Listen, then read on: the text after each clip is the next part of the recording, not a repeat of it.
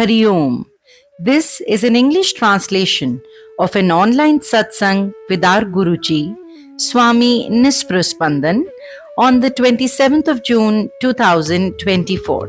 Swamiji was speaking to us, answering a question that why is Kriyayog primarily for Gruhasth or householders? Swamiji answers this question in many ways and from various different standpoints. Firstly, he addresses the prevalent situation in our society. He says that once a man has gained some vices like drinking, smoking, or doing drugs, etc., he finds that no one troubles him. People around him either try to give him his space by letting him do what he does, or even facilitate him by saying that they do not have any problem with it and it's okay. They do this because they do not wish to spoil their relationship with him. So he gets direct or indirect encouragement in one way or the other.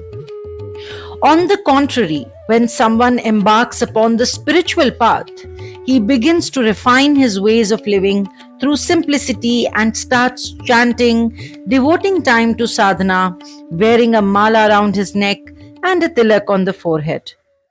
Everyone around him, his friends, family, and even neighbors, start either mocking or ridiculing him or develop a strange unspoken jealousy. He is advised to stay away from his guru or his practices as they fear that he will become inward, isolate himself, or he may become a renunciant. Similarly, Swamiji also discusses the society's views on spiritual leaders or saints. He says that if a saint lives frugally or is a mendicant, storming the cold weather with minimal clothing and food, the society fears him and advises their members not to follow him, as he will make them like that too. On the other hand, if a saint happens to be a householder, he is criticized by people, suggesting that how can one be with a family in a householder setting and be spiritually advanced?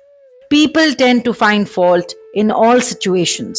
To give us the right perspective in this situation, Swamiji simply draws our attention to the Shiv Parivar, Bhagwan Ram and Bhagwan Krishna, who were all householders with family.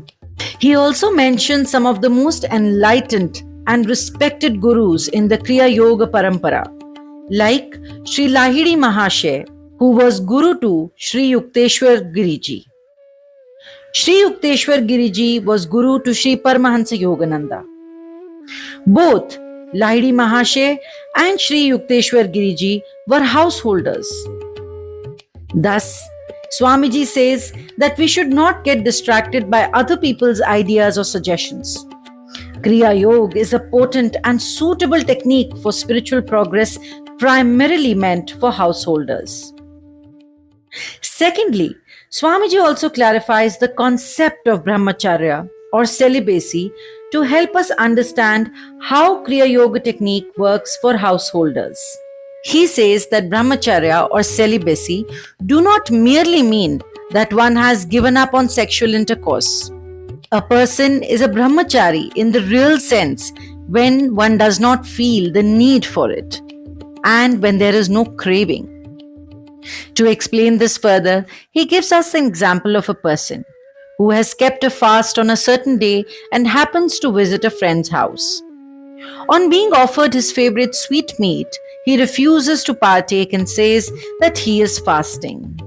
However, the whiff of fragrant sweetmeat arouses a strong craving within him. His mouth begins to water, and all that he thinks about during the day is that sweet.